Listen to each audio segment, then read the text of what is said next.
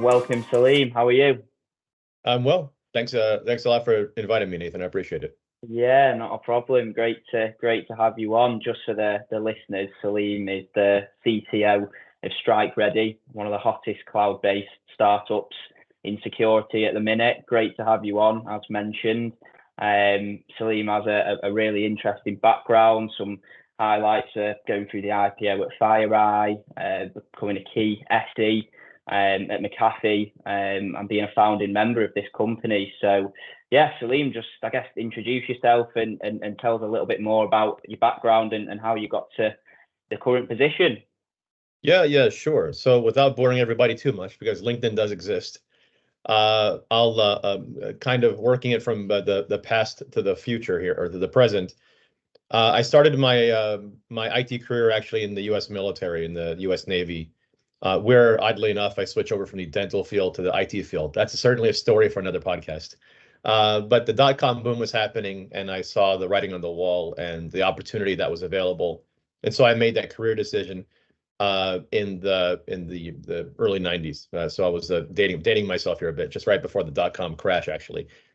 So I exited the military service, completed university in San Diego in the U.S., and started working in the field. I was an internal engineer with a background in computer applications and networking, and worked with escalations and found that my people skills were actually quite effective and in in conjunction with or together with my technical skills.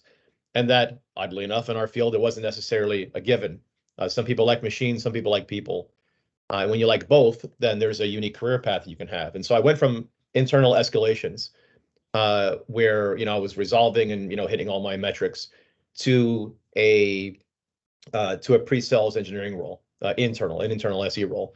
And in that, I really excelled, and was able to, within 10 months, move to a field position, where I, started working directly with a territory manager and covering the entire technical portfolio of a company, and that was with WebSense, which is now today called ForcePoint. And 6.5 years there, I was able to get promoted 5 times in that role. Covered every type of SE role you can have. So I did the internal junior stuff. I covered territories. I was an entire territory lead, so working across the entire Western U.S. I covered national named accounts, national unnamed accounts, just named list, strategic accounts. So I kind of did all of that, and then I was looking to expand my technical experience, my understanding of what security actually is, and so I went to a bigger, more robust portfolio company, which was my move to McAfee.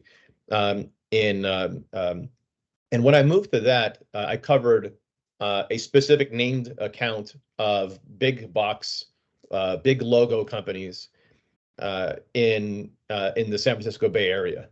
So I had moved from San Diego all the way up 1,500 miles up to the San Francisco Bay Area, because San Diego is actually a microcosm of the Bay Area, but it's kind of a smaller version of it. And again, proximity sometimes is equal to opportunity. So in that process, I expanded my network significantly. I expanded my understanding of the scope of what really risk management is all about. That was my first sort of touch in the GRC, beyond content security into network security, PKI, all the rest of this, the different components of identity. And from there, we were acquired by Intel, and that changed the direction of the companies quite significantly. And of course, I was looking for more leadership roles. So from there, I reached out to my network again, and through that, I was able to vet a few different companies and made the move to FireEye. At FireEye, in short, had a transformational experience kind of once again. So I went from building internal SE teams, which is what we did there. So I built out the internal SE team, all of our internal onboarding of sales and sales engineering. That was a first. The boss goes, "Hey, can you do this? Wow, that was really great. Can you do it 3 more times?" And as we were growing really fast on the way to IPO. And then I went and switched over to the SLED team, state, local, and higher education team, where we built out a national team from scratch, myself and a great colleague named Brett Brasso, who I had worked with at McAfee before. And in that process, we built out a 32-person sales engineering and sales team, where we worked with government at every different level outside of the federal space. And that was again really transformative. But from there, something was really bugging me was the voice of the customer doesn't always get into engineering the way I kind of wished it would. And I thought, well, maybe if I take a step a little closer, a strategic step, then I might be able to achieve that. And so I moved into a product management role in that case, where I ran for my very first product line, the actual main line of business, the network security business. And I grew that from about $320 million annually to about 450, and switched. And then from there, I went to Komodo, helped take them from the B2C space to B2B space, launched them from product selection of their portfolio to getting in the Magic Quadrant to their very first RSA, kind of all these crazy things. And we did most of that stuff in 10 months, where then I transitioned over to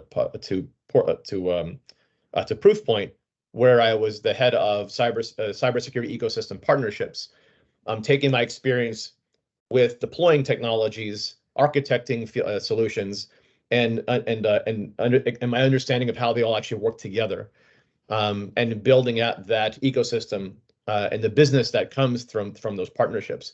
At that point, I thought, I've been on this hamster wheel kind of running at full speed for a long time. So I thought, well, I'll just take a break. I did pretty well through the FireEye IPO. That was an amazing experience. It's a very, very difficult experience because, every year they tell you, hey, that's a great number you hit. Let's double it, right? And half the territory. That's one of those experiences every SE knows about. Yeah. Double and half, right? And so in that process, I started advising early stage startups and realized that, my risk tolerance or my understanding of risk was actually very different. I thought in the past that, hey, big companies meant, safe, and small companies meant, maybe more risky. But it turns out, and we'll get into this a little bit later, I think, that that risk has nothing to do with company size. It has more to do with team and other factors. So I started advising a few different companies, invested a couple. One of those being StrikeReady, which we'll get into, and I was part of the founding team with StrikeReady. Very proud of that. Very happy of that first sort of founding experience. And living rooms and coffee shops and napkins, quite literally, like paper, literally paper notebooks, type of scenarios. All the stereotypical experience that everybody expects is a real thing. And I've been FireEye with StrikeReady actually since I think about 3 years now in full-time capacity. My role here is as the Chief Client Officer. That's a unified team of pre-sales engineering and post-sales customer success engineering, where instead of those being two separate organizations or the sales engineering being reporting to sales, they have a unified leadership, advocate, and process organizer. And there's a lot of problems that sort of inherently solves. And it's something rather unique that I've only experienced once when I was at Proofpoint. And when I saw it, I knew that this was a better way. And if I ever got in that position myself, I would, I would make that change, have that impact. And so far, so good. Yeah. So hopefully that gives you a background. I've written policy for a state. Outside of that, I've written like cybersecurity policy for the state of California. I've done sat on boards. I've done a bunch of other stuff, but that's sort of 25 years in a nutshell. Well summarized. Awesome stuff. Something I wanted to pick up on there, which you mentioned, the FireEye IPO is really interesting and going to be really interesting to a lot of people. As that's one of the main reasons why sales engineers and sales reps actually join the Series A, B, C, D funded businesses in the goal of an acquisition, or even better, an IPO. So, I mean, how was that journey? The IPO journey was it's really kind of crazy. So, every sort of stage of business development has some different characteristics, and there's something to enjoy and something to stress out about in every one of them. Quite literally. But I think if you're looking for impact, if you're looking to make a difference, if you're looking for what you do every day to your contribution, right, to be meaningful, you have to go earlier in a company. Because by nature, right, as a company develops, roles get more and more specialized because there's more and more complexity in size and scope and scale, right? So, and that makes you, it just reduces all of those characteristics by nature. Now, that might be fine depending on which stage of your career you're in, right? But if you want to have a meaningful contribution, and certainly if you want that meaningful contribution to have a financial reward that's significant in return, you have to go earlier. With FireEye, I joined in Series C, right? So we had a D round, and then we did something called a mezzanine round, which is basically you give money to banks to sell your amazing story around as you're doing a roadshow for IPO. And we went from about 50 million to 125 million, 125 million to 250 million, 250 million to over 500 million year over year. And so by nature, that's, and that's while doing the double and half exercise, double the quota, half the territory. And that's also a natural thing that happens too, right? You're by nature having to develop territories more and more. And so it requires more focus, more people, more lead generation, more everything, right? More machine. But by nature, those do tend to track the series rounds, right? The fundraising rounds. And so these days, because so much money is being raised and the bar of achievement is higher. So it's not only sales engineers getting double and half, it's happening on the fundraising side too for founders. They expect you to do double the performance for half the money. But because they're giving so much away, they sort of vet extra. And that only increased over 2023, with the Silicon Valley Bank collapse and was it the First Republic and these other, consolidation of U.S. Regional banks. It caused the vetting process to be significantly tighter. But now you have raising where it's angel investment, of course, that's always a thing. But now you'll have actual priced rounds for pre-seed and seed where in the past, let's say 10 years ago, those barely ever, that round almost didn't exist. But now they're actually priced rounds. And, it's the old story. It's kind of hard to explain things like dilution and all of these financial terms, certainly on a podcast. But I would say this is you always get more of the pie before things split, right? I think everybody sort of understands that is if you have, like Bitcoin is a big thing right now and it's about to split, this BTC. And everyone will have twice as many shares. Okay, great, or twice as many coin, right? But in that circumstance, of course, you expect something of value to maintain and or continue to over time grow. And you haven't really lost anything. You're not splitting anything. It's sort of multiplying. I would say that don't think of your or I would say that the earlier you go, the more your shares will multiply, the more they'll actually matter.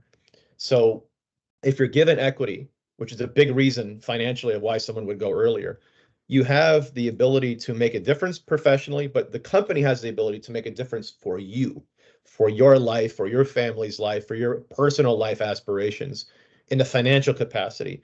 To me, I would say that sometimes you'll hear this from some recruiters. I haven't heard it from your team, but from some recruiters they say, "Oh, the equity, you have to put it aside because it doesn't matter. Look at the OTE, right?" But in reality, if you're going to an early stage company, pre-Series B, right? So Series A or earlier, the equity is one of the primary factors of why you go to a company that early. Do you really believe in what their space is? You really believe in their mission or their vision? And you really believe that both their team and technology have the ability to capture the minds, the imagination, and the pocketbooks of the customers who need that solution. This has become really challenging in the market because there's about 3,600 cybersecurity companies. That's a lot, right? And like every new feature is a company these days. So it's never been harder for an individual professional to try to navigate that without any kind of help. It's difficult. It's difficult to maintain a regular cadence, to stay visible, to the hiring managers of those companies because they're also having the same struggle, trying to find candidates and running around. So having a partner, like I found your organization to be, where the candidate is being helped, but then equally I'm being helped, even just logistical things like scheduling. It's very, very difficult. In the last quarter, for example, I think I interviewed for 8 different roles across the U.S. And the Meta region, right? So globally, and basically every one of those has at least 4 to 5 interviews. It's and then then we sync together. Everyone has their own internal process, but it's a lot. So I think that every ship needs a captain, a navigator. There's different roles, and we're sort of the outcomes I think are better together. Trying to run that all individually is challenging. It's challenging on both ends of it. It's not just for the candidates. It's hard for us too. So having a partner, I think, is really crucial. Yeah, awesome stuff. And you touch on there, over 3,000 security businesses, security vendors. Yeah. It's such a competitive landscape, more competitive than it's ever been.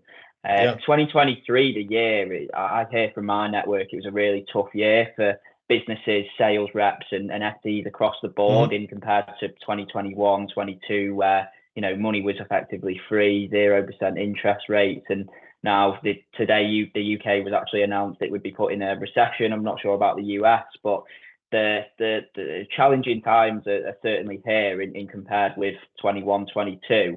How are you finding it, and how are you and your team adapting from an SE point in the last 12 months?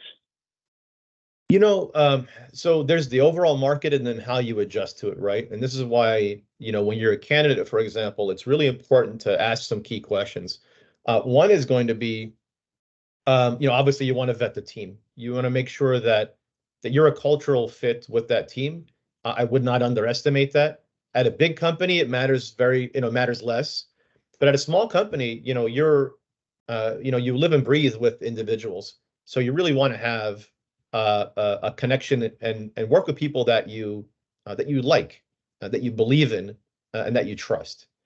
So I think that those are key things. Another thing is ask what their exit strategy is, right? This is in every economic climate. You want to ask, what's the overall goal of the company, right? Do you guys plan on, especially, when I was advising companies full time, I would find that everyone is one of 3 things, especially early on. You're either a feature, a product, or a platform. And you're probably the category smaller than you think you are, because you haven't quite grown there. Your vision is in the next box, right? But you're not there yet, right? As a company. And and companies that become that go to IPO, companies that exit for huge, 7, 8, 9-figure numbers, they're called unicorns for a reason, right? Not all 3,600 companies in the cybersecurity space are solving unique. There's not 3,600 cybersecurity problems, right? So each company is trying to solve some partial problem.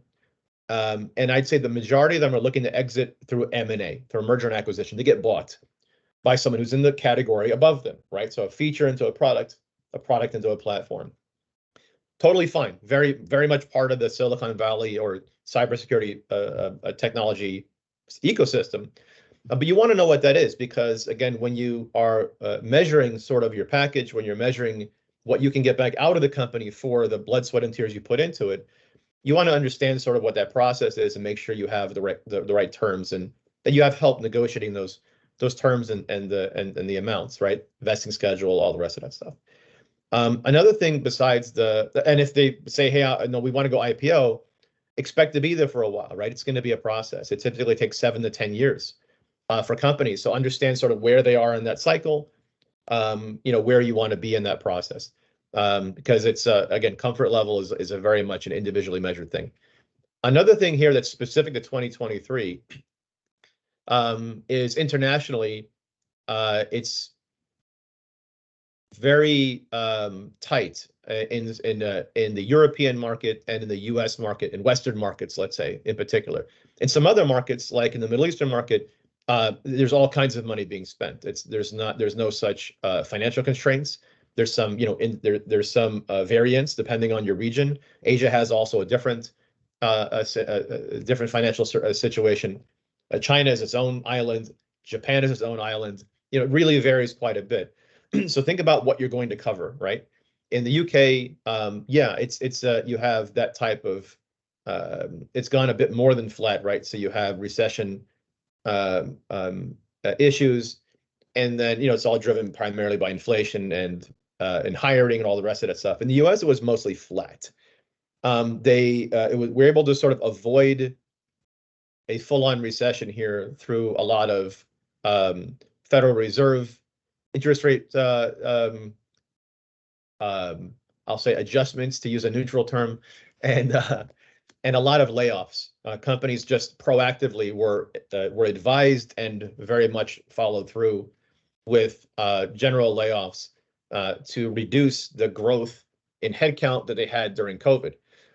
StrikeReady specifically, we've navigated this in some interesting ways. Now keep in mind, we were founded in 2019. We've raised about I don't know, over $10 million as a company, so we haven't had any problem with raising. We have almost 40 customers in I think it's I might get this backwards here, but it's in I think 7 countries and 8 industry verticals. So we've had traction globally in different markets. And 2023 got us worried, right? Because so first of all, we launched in 2020, right, like in the middle of COVID. So COVID was 6 months in, and we went GA. We went generally available as a company.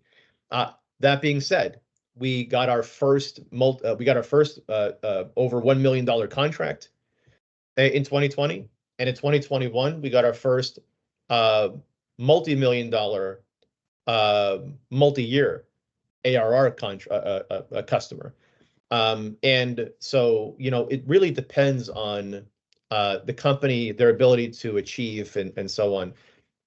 But what's interesting is the layoffs really had little to do in the US with talent, with capability, with achievement. In fact, a lot of high achievers were let go, which I found very strange. So it wasn't really a reflection of the available talent pool, was not a reflection of skill, right, or capability. It was just companies reacting to the market. And so as a hiring manager, that made a lot of amazing talent available, which made it hard for me to choose. So it was kind of a strange market. And so again, ESP really helped us a lot out with that, with navigating who to choose and who was really a good fit, because we don't, for us in 2024, or I should say Q4 of 2023, because we're fiscal February 1st, we were really looking for getting our foundational team together in the US. We launched in the META region first. We're a US company, but we launched internationally first, and now we have US logos, but now we did a lot of hiring. Our first chief HRO, our first CMO, first director of marketing. We have new territory managers, new SEs, again, some from ESP as well, from this pool. And that's really, that core team that you hire is really essential, because they'll set the tone, the talent, the pace, and you really want to get sort of, all of that right. It's like playing FIFA for anyone who's a video game fan. It's not just about I hired a team of stars. You can go get the pre-made all-stars off FIFA or whatever it's called now. They lost the branding, right? So maybe they should have learned how to negotiate there. But when you're looking at at that kind of idea, there's also the synergy, right? Not every line between every player, right, in that game is going to be green. And easy references, oh, this person is from here or there, or has this company, that company. Those aren't a given, right? There's other styles, and everybody as a professional evolves. The employee you are today is not the employee you necessarily were at the last company, right? So I even made sure that I spoke with people who I thought might not be a good fit that I worked with in the past, to give them the chance to reintroduce themselves to me now, right? And also for me to be reintroduced to them, because I'm certainly not, after having so many different roles, the same person that they worked with at the last company. So, really, I try to bring in that as we adapt to that market, an open-minded approach, because we've had to be open-minded in the kind of customers we go after, the kind of funding that we went after, which has become international. It's not just Silicon Valley, but fortunately, investment has also internationalized significantly. And so we have international contribution. And despite being now a Dallas, Texas-based company, it's really challenging. The Silicon Valley Bank situation really put a strain on funding. So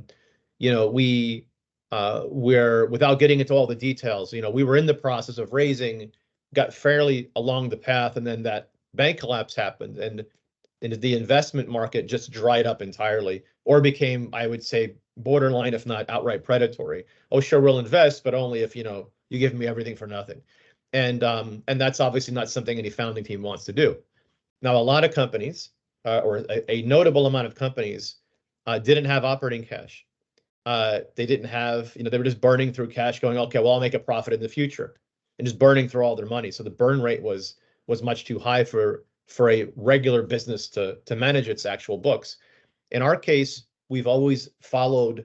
There's a book called the Lean Startup. It's a sort of famous book. I probably don't have to plug it, but we've been following these Lean Startup the premises from the very beginning.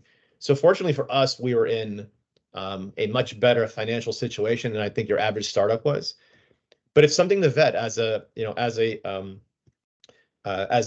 future employee of a company, just like the customers do. They'll say, "Hey, great. How long will it be until some bigger company buys you up?" Right? So they don't want to. People typically don't want to sign a multi-year contract with a startup.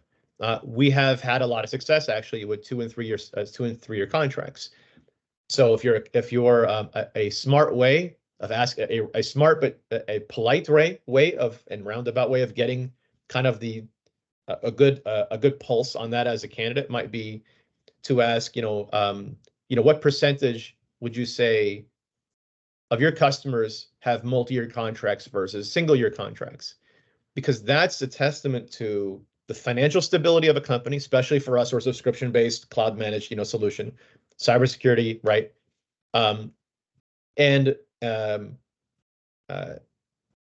It's a good testament to how likely you are, how valuable that equity might be for you, right? The more, the better on multi-years, obviously, right? And it means that company is more likely to be stable financially if and when something certainly happens, because you don't just pivot technology, you also have to pivot the way you balance the books and so on. I'd say that, we were able to navigate these, but, for a lot of us, like this is probably my, I think, 6th or 7th startup. But in a founding, as part of the founding team, it's my first. Our founders are first founders, and so for a lot of us, it was our first foray into the unknown, sea of this. But we had the right partners, right? We had good partners, financially, legally, investment-wise. Our team has been phenomenal. Everybody really believed in the product. I think those are, the key things, how we sort of navigated 2023. Yeah, awesome. I mean, I think we could talk about Silicon Valley Bank and the economy for hours on end, but yes, something which potential listeners might want to know is, what are maybe 3 key factors for sales engineering and post-sales customer success?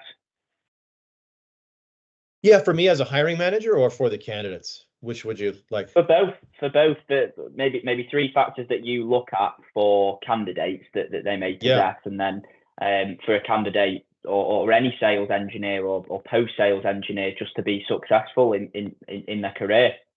Yeah, I think, okay, so I think as a hiring manager, when you anyone who's pre-sales, I'll take that first, right? Anyone who's pre-sales knows that you have an ideal customer profile.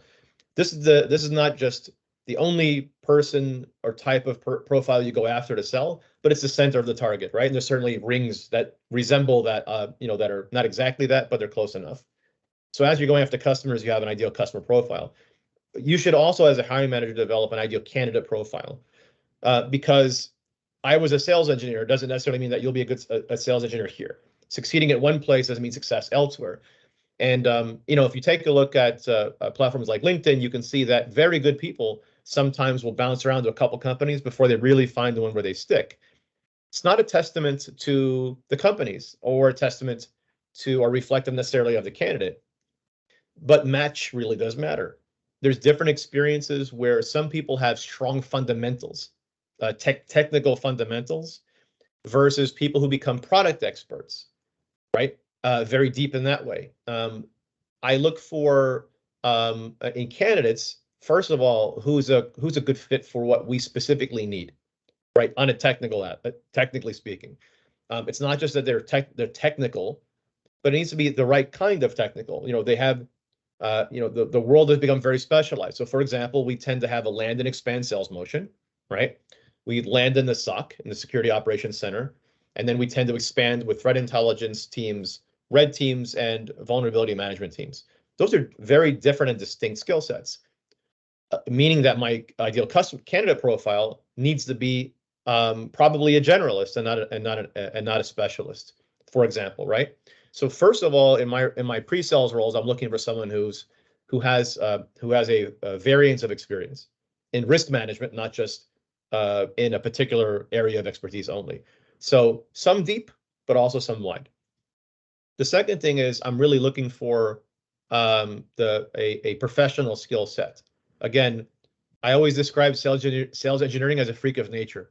It's an engineer with people skills, right? So you have to remember that ultimately you may report to me, but you're with the sales team, right? You're always in a sales capacity, and so there's a lot of nuance that needs to be of awareness that needs to be always sort of on, right, in that process, an understanding of what are we trying to achieve at each stage of the customer's sales journey, and a respectful camaraderie and assistance with the sales team, and maybe also the channel if you're trying to develop channel team before they have dedicated channel SEs and so on, right? So every stage is going to be a little bit different, but it's really again, an early stage. When you have high contribution, that means you have a low job description definition. It's an all hands. Hey, what can I do to pitch in? And that comes from me too. I'm very much a lead from behind manager when it comes to sort of my particular approach. I want to make sure that everybody is fully supported. Everybody's fully prepared, fully trained. That way, the opportunity for success and independence of needing me is high, right? That if I onboard somebody, that I onboard them to the point where they're able to even onboard somebody else, even if I wasn't here. I'm sick, I have to be called to some other meeting, and that person also is prepared as the previous one. And then third would be an understanding of the buying process, right? So I'm really looking for track record. I'm looking for achievement in the person's pedigree. Now that's going to matter differently depending on the role. So if something is more MSSP, MDR kind of focused, you're looking for a different kind of achievement, if you will, than someone who's been working with vendors, for the last 3, 4, 5 roles, right? But yeah, you're looking for a track record. You can't early stage on, the candidates may want to look for a few different things, right? So if I'm a candidate, conversations and things that I look for are, and I really appreciate these kind of questions coming to me is, hey, so what's communication like? How does the team communicate? I would suggest asking these questions. How does the team communicate? So for our team, for example, the pre and post sales, right? Both teams have a unified call every week, right? So we have again, it's a unified team for client success, as we call it, where it's pre and post. And the whole team is there because we can learn a lot of amazing lessons from each other that really go to help at least the awareness of what happens pre and post sales to each team. That cross collaboration, I think, is crucial. The second is at StrikeReady, again, early on, you have access to engineering. We have a weekly call with our engineering team and with product, and we have a direct impact on product development. That can be very satisfying for someone who really likes to make a difference for their customers. Like, hey, I asked for this thing. The team is listening to me. They're taking that customer feedback. They actually built what the customer asked for, not some random thing that they misunderstood. And then you get to deliver it to the customer and see their reaction, and also see the engineering's reaction that they built something amazing that the customer really likes, that solves a real problem, that has really good outcomes. Those are things that you want to probably be looking at from communication. The other is one-on-ones. I think that in early stage startups, it's crucial to have one-on-ones with your hiring manager on a weekly basis. I don't care if it's 15 minutes, if it's 10 minutes, if it's 20 minutes, probably not more than 30, but at least 15 minutes. Just have a touch point, especially these days. We're all having conversations over Zoom, over Teams, over whatever. You need to establish and maintain a connection, a human connection with your team, because at the end of the day, we're all people, right? We get a little over digitized, but it's important to maintain that human connection. It's important for mental health. It's important for professional health. It's important for staying up to date on the technologies, and being listened to, and having that feeling and the reality of that impact in the company, and vice versa. So, really try to do what you can to have to maintain that connection. We're a remote employee first company, and so for us, having quarterly teams, in-person team meetings, and then working distributed over Microsoft Teams has worked out really well for us. But again, every team is different, every company is different. For the post-sale side of things, I think you want to ask those same questions. Again, we have customer success engineers, not customer success managers. So that means that customer success, in our view, and time will tell, it's a little bit of a new concept here, is that they are aligned to support sales. So the account team owns sales all the time, not just up until customer conversion, right? And pre-sales engineers help assist the customer and the account management team, of course, through the customer's buying journey, right? And those are sales conversations, financial conversations you have with that prospect until they convert to a customer. Once they become a customer, the customer success engineers have a very well-defined onboarding process, because the customer satisfaction is the primary determination of whether somebody's happy. They have what we call full value realization of the products and services that they bought, is really determined in that onboarding experience. And so we really lean heavy into preparing the customer. We welcome them, we architect the solution with them, we deploy that, we fully train them, and then we have them, and we maintain a cadence as customer success engineers, right? So it's a technical role, not very dissimilar, frankly, from a sales engineering role. And it's just compensated a bit differently from a variable. So there's still a comp plan, there's still a variable. It's just focused on customer satisfaction and opportunity discovery, because what happens is once you have a customer and they're very happy and they've deployed a product, it's not shelfware, right? They have the ability to go, okay, well, hey, I really like this. It's solving a problem. Here's some parts of it that I need more of. Well, great. So the customer success engineer maintains that non-sales, that non-financial conversation, I should say, because you're always selling, right? Everybody always sells. But you're having that conversation, maintaining a relationship with that now customer, with the company, and then generating opportunities of up and cross sells for the account team. And what that does is that fully aligns, right, the engineers of pre and post sales with the selling, with the financial conversations we have with our customers. And that alignment, I feel, is really the way of the future. And it's, again, one of many new things that new concept that we've deployed here at StrikeReady. That's very much a technical role. There's a tiering out for 2024 that we're doing. So you'll have, sort of a triaging of conversations or questions, like a tech support kind of more of a role that then can triage and reduce some of the load on customer success engineers, because obviously that's a white glove kind of a model that comes now at a premium. But when you're looking at that, for customer success engineers, another thing you want to ask about is the ratio, right? How many customers am I expected to manage? That ratio is going to determine essentially how busy your calendar is, what your typical day-to-day load is. It's also going to tell you essentially what their hiring plan is, right? Because you can do some simple math. Hey, we have 40 customers. That's 4 customer success engineers, right? Generally.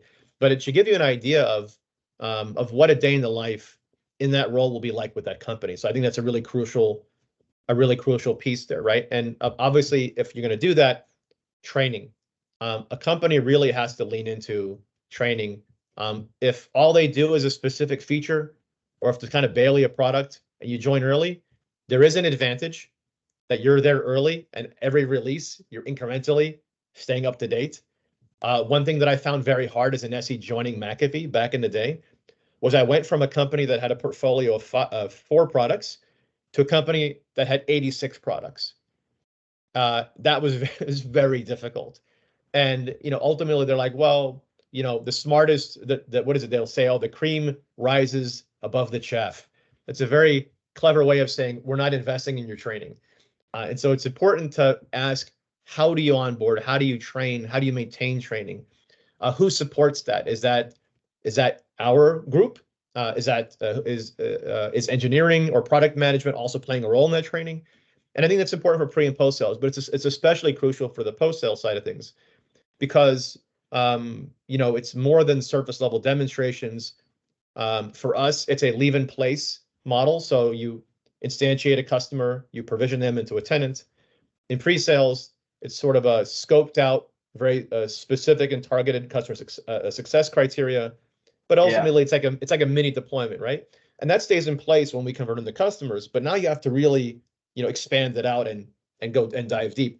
So if you can't do that, it's very difficult, right? So documentation, video, very helpful. The availability of seniors or subject matter experts in different areas. If you have a platform like we do, you need to have subject matter experts who dive deep. Availability on collaboration, I think, is another key one. Again, we can't be isolated, but I think it's generally available. So these are the things I would suggest on both pre and post sales.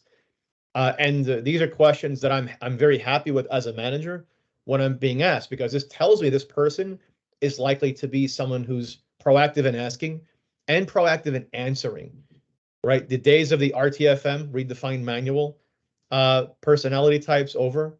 We really have to see ourselves as members of a team. It's important for me to frequently recognize the members of my team who do important things, however small. I'm constantly, I'm constantly complimenting my team in front of others, but I also feel it's important to advise, right, or correct in private. At the end of the day, we have every person is deserving of dignity and respect, and I think that makes a better employee, and it certainly makes a better work culture. Yeah, 100% for sure.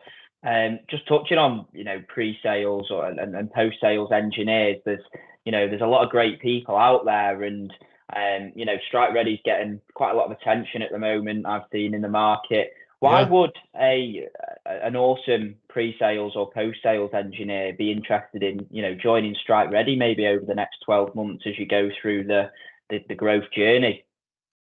That's a great question, and maybe will elicit the shortest answer, because it's the clearest thing that I can see. Less nuance. There's 3,600 cybersecurity companies. There are not 3,600 cybersecurity problems. Okay, I promise you. Generously, maybe 200, right? And so when you're looking at a company, you have to understand that a significant portion of them will either fail or fall flat, right? And this is regardless of size, even with installed base, right?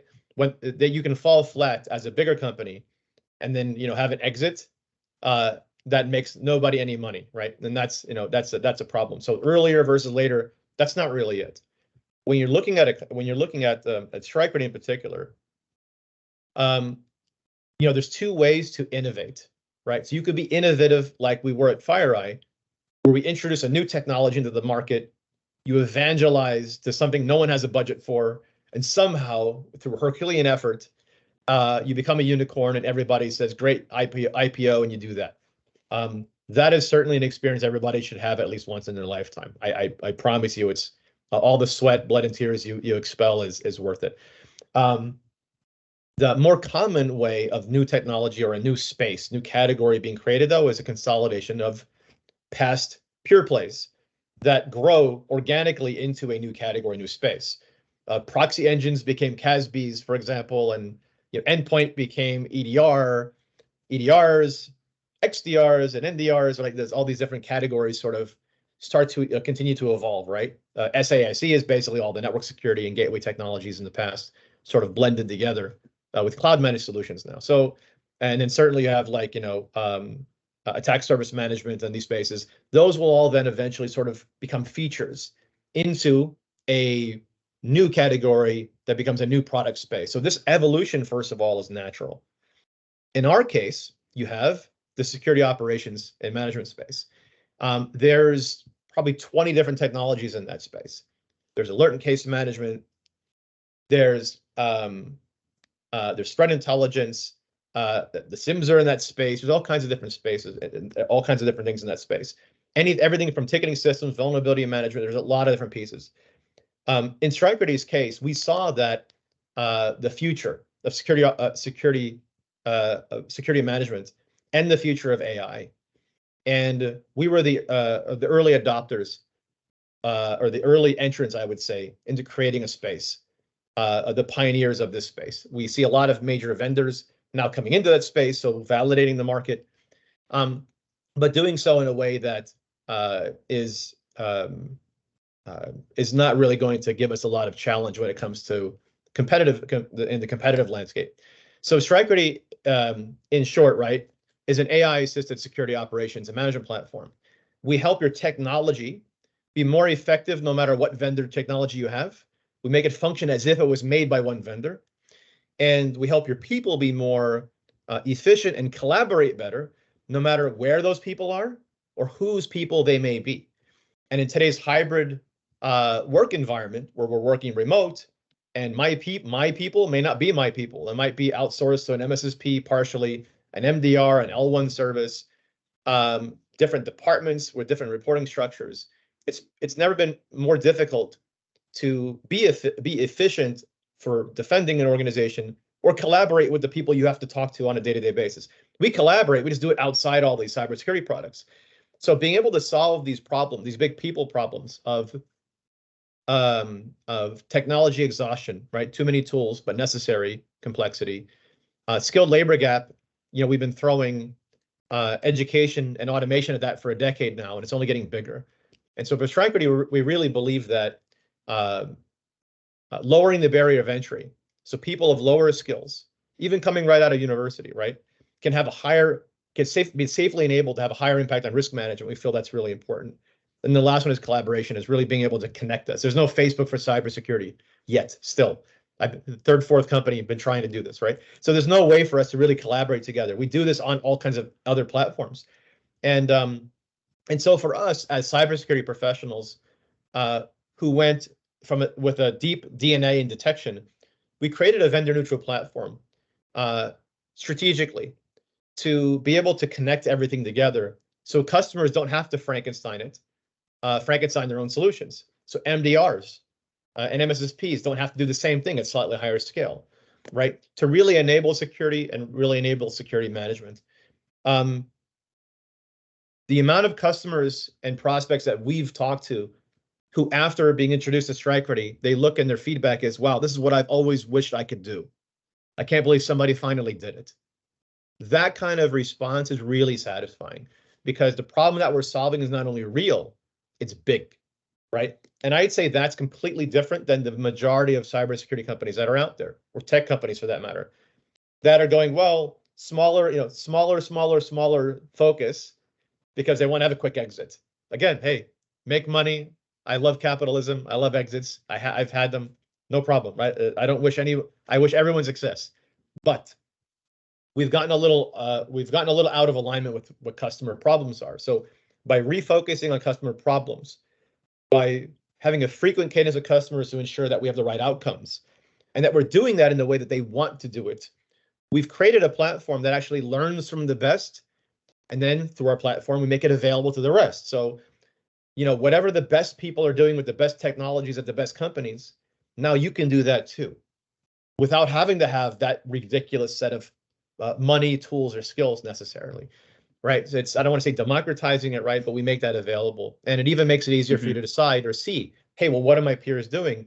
And then be able to implement it, right? So with StrikeReady, you can get started in as little as an hour in our platform. It's a no code, no manual playbook model, which means that your time to value um, uh, and your ROI is same day. Find me a company that does that in any kind of actual real problem solving. And I'll buy you a drink. I don't know what else to say. Like I'll probably clap for you. It's a really on my two hands, maybe I can count them. So that's one thing, right? The second thing is we have a strong culture, which is very difficult to establish in general, very difficult to establish at an early stage company. The investors and customers pull you in different directions and can kind of easily destroy that. For us, we've been working together generally, the core team, for the last like 15 years.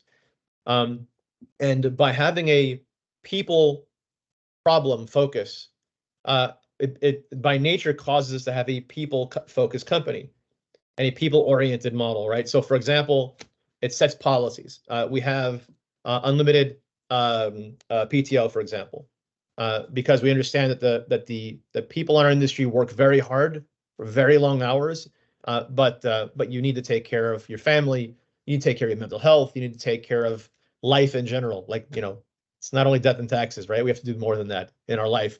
It's not only about the exit. So it's important to unplug. Makes a happier person, happier people make better employees. Investing in education is very important. We spend a lot of time. It's difficult to do, but we spend a lot of time ensuring that our teams are well educated, especially in our areas of expertise, our domain expertises. So when it comes to StrikeReady, we have a 36-month head start from an AI perspective. When we first launched in 2020, if we mentioned AI, nobody would talk to us. And now if we don't mention AI, no one will talk to you. And I'm sure this is your experience too, right? Yeah. Yeah. And because we're the only vendor, for example, in the cybersecurity space, still right now in February of 2024 here, recognized by Gartner for assistive and conversational AI. And this is after how many companies have done all these OpenAI integrations. We understand essentially how your data is supposed to be shared. Probably the only solution that's actually going to be compliant with regulatory requirements, data management, data privacy, zero trust. We're not just doing some OpenAI integration, sending your data in and out of the open internet. So, there's been a lot of thought put into providing a solution that can actually be used, supported, and derive value for our customers. If you want to actually have a real impact and work for people that enjoy you working for them as much as them working for you, I think that StrikeReady is somebody that is a company you really need to actually talk to. We're growing in the U.S., we're growing in the Middle East, we're growing in Europe. These are our primary markets. We may actually have some growth also in ANZ coming up here. That's some nascent partnerships. So we're growing fast, and I think that we're really looking for not just stellar technical people, but stellar people. It very much matters. By all means, our technical vetting is rigorous. I won't lie; it's very. I'm sure you know this from our experience. Yeah, but again, it's not the only. It's not overweighted, right? We don't just want the smartest but obnoxious. We don't just want really smart, obnoxious people. It's your customer facing, right? So that human skill set, soft skills, generically said, right? It's exceptionally important. So, that's I think that's not lost on us. But I'd say there's lots of other reasons why you might work with StrikeReady. But I think that should give anyone who's watching this a good idea of why us and maybe even why now. Yeah, awesome. Love the fact that you want people to effectively enjoy the journey rather than just constantly working towards the end goal. It's super important people, actually enjoy coming in and want to actually make a difference day to day. But speaking of end goals, what are your short and long term goals personally and professionally with StrikeReady to end this podcast? What are your actual key objectives over the next month, next few months and next few years with StrikeReady? Well, so one is obviously being able to grow the company, right? We have done what most companies can't do. Once you got the Series A, believe me, that alone is an enormous achievement. The level of the size of our installed base, the platform. As much as I've described about the what we currently offer, we've only still achieved about 40% of our vision. We have a very big vision. Again, most companies by Series A have, again, because you're focused on product or just a feature to be quickly exited, you've already sort of achieved your vision of a company. Your vision is knock this out, identify a gap in someone else's portfolio, build it, and then sell yourself into that. Those are the phantoms, for example, just not to pick on anybody, right? But just as an example, a company that was built by and for an exit to a particular company or space, right? Demisto and Phantom are good examples of that. Never intended to be a platform, never intended to be a product, but really they're feature sets that were intended to go into something else, which is why you have to manually, why they're an empty box of Legos with no instructions, right? That's why, right?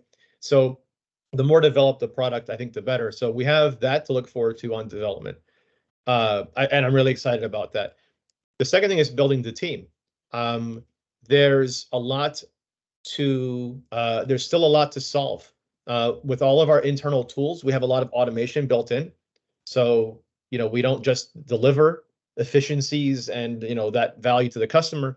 We also look internal and say, okay, let's apply those same ideas to ourselves. So there's a lot of operational projects that I work on that I want to see continue. That's between CRM tools and partner PRM tools and so on. So I think that the business building I find very satisfying myself. I like working on projects, and so I get to do those kind of projects.